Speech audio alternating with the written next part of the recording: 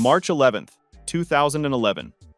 A magnitude 9.1 earthquake struck Japan, the strongest in the nation's history. Minutes later, a tsunami nearly 40 meters high hit the coast, surging inland at airplane speed. Entire towns vanished. Nearly 16,000 people died, and the Fukushima nuclear plant melted down. Japan was the most tsunami-prepared country on Earth, yet the disaster of 2011 forced the nation to attempt something no one had ever tried before.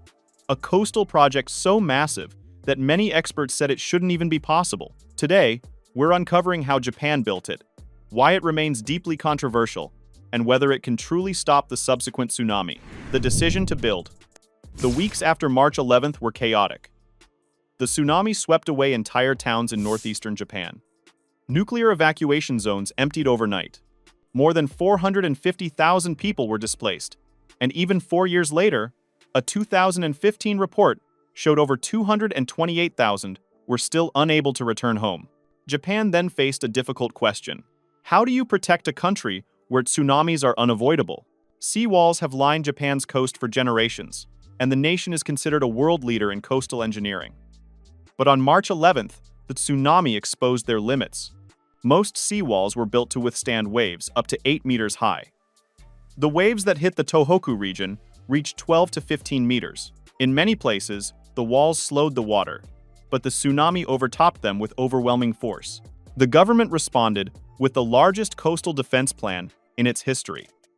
It urged affected regions to rebuild or expand protective barriers and allocated 3 trillion yen. The project aimed to link 440 individual wall segments into a single 400-kilometer defensive line, with some sections rising more than 12 meters, roughly the height of a 4-story building. The broader strategy included upgraded tsunami warning systems, evacuation routes, and public education.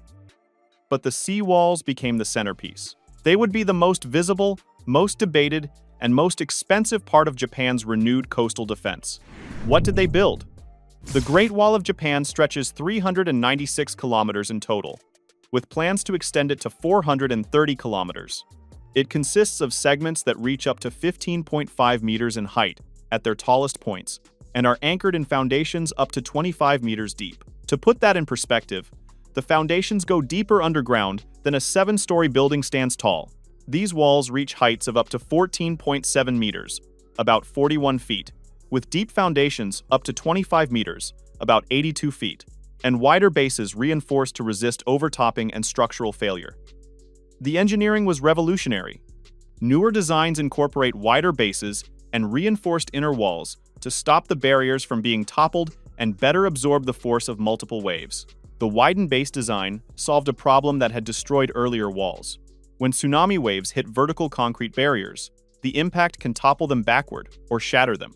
The city of Kamaishi in Iwate Prefecture had the world's largest seawall, costing $1.6 billion before the 2011 disaster. However, this collapsed when the tsunami struck, and an estimated 1,000 people died in the city. The new walls wouldn't make that mistake. The broader base distributes impact force across a larger area. The reinforced inner walls create redundancy if the outer layer cracks, and the height calculations changed completely. Heights have been adjusted based on new predictions of the highest waves that could occur in once-in-a-century tsunamis. But here's the critical thing most people misunderstand. The seawalls are here to buy time for people to evacuate, not to stop a tsunami, explained Yukiko Motoda, a town official in Taro. According to its designers, it is meant to give residents of coastal towns more time to evacuate. It is believed that in 2011, many victims missed safety by just 1 to 2 minutes. There were many moments in 2011 where these few minutes decided whether people were able to evacuate or were caught up by the tsunami, said Professor Tomoya Shibayama of Waseda University. 2 minutes. That's the difference between life and death when waves travel at 700 kilometers per hour. The engineering challenge: building 400 kilometers of reinforced concrete seawalls, many reaching 15 meters high with foundations 25 meters deep across Japan's rugged northeastern coast, wasn't construction. It was a logistical nightmare. The coastline isn't a flat beach. It's a deeply indented coastline with narrow flatlands bordered by sea and mountains, which increases vulnerability to tsunami damage. Construction crews had to work in fishing villages, rocky shores, river mouths, and urban waterfronts. Each location required custom engineering. The plan would link 440 sections of wall together, 440 separate construction projects, each requiring environmental assessments, community consultations, and site-specific designs. Some sections needed to protect nuclear facilities. Others had to preserve access for fishing boats. Many had to integrate with existing infrastructure. The concrete requirements alone were staggering. A wall 15 meters high, several meters thick, with foundations 25 meters deep, stretching 400 kilometers, requires millions of cubic meters of concrete. That's enough material to build hundreds of skyscrapers. The construction created jobs across the region. The government responds that the construction of the walls will create jobs and stimulate the local economy, but the walls had to do more than just stand tall. Following post-tsunami surveys of damaged breakwaters in southern Sri Lanka in 2004 and northeastern Japan in 2011, researchers found that concrete is the most commonly used material for breakwater construction.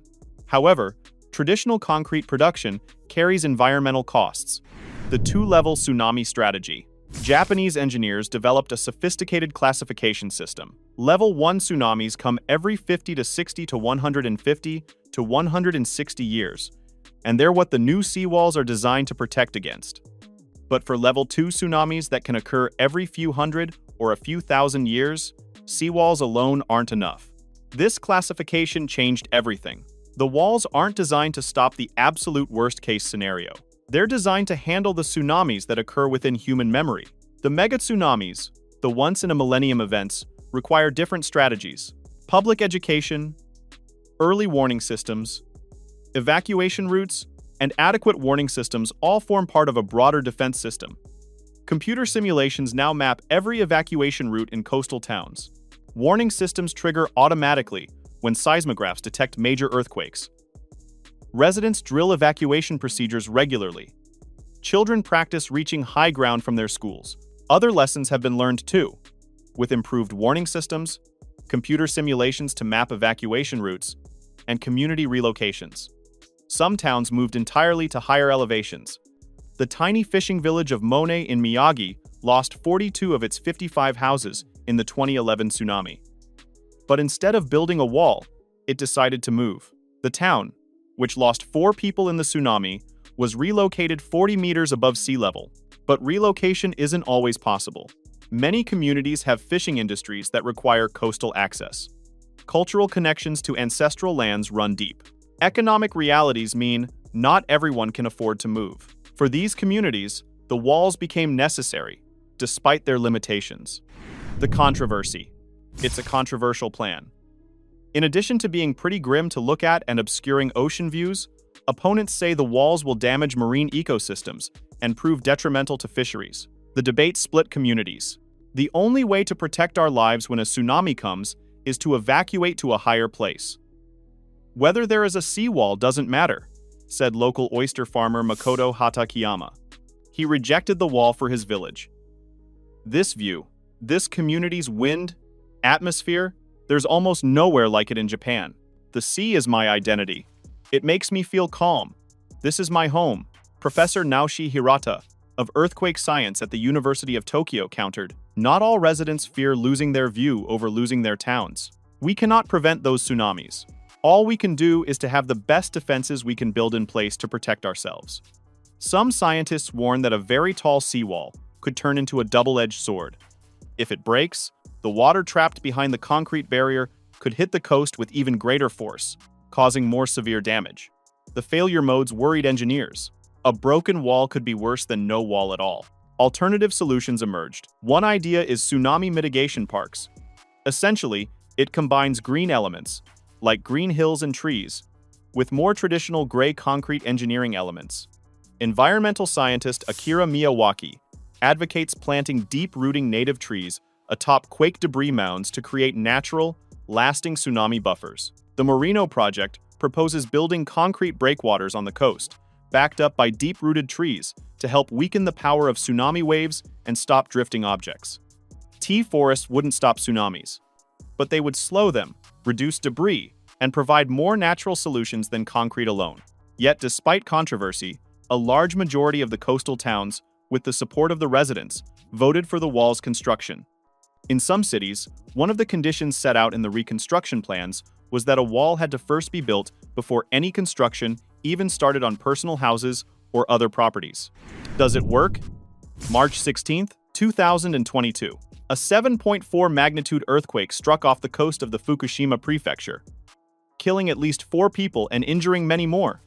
Mercifully, the resulting tsunami was negligible compared with that of 11 years prior. The new seawalls held. The evacuation systems worked. Communities that had lost hundreds in 2011 lost single-digit casualties in 2022. But the real test hasn't come yet. There is always a risk of natural disasters, even if communities relocate, warned Professor Shibayama. Japan is a disaster-prone archipelago. The question isn't if another major tsunami will strike. It's when. The government cites the 5-meter-high barrier that saved the lives of 3,000 people in Fudai village, Iwate, during the 2011 tsunami. That wall, built to 15 meters when neighboring towns stopped at 10 meters, made the difference between survival and catastrophe. Taro's experience in 2011 showed that the walls are not a fail-safe solution. There were people who didn't evacuate, thinking the tsunami wouldn't reach them, noted Motoda. The walls created complacency in some residents. They believed concrete would save them. They were wrong. While the barriers aren't enough on their own, Shibayama said, they remain necessary. The walls buy time. The education systems teach evacuation. The warning networks provide alerts. The combination creates layered defenses where no single element is sufficient, but together they dramatically improve survival rates. 396 kilometers of concrete now stand between Japan and the ocean, a $12 billion monument to the 20,000 lives lost, and a promise to buy precious minutes when the next tsunami strikes. The walls can't stop nature, but they might save the next generation. If this story of engineering and resilience moved you, subscribe for more deep dives and drop a comment on whether you'd choose the wall or higher ground.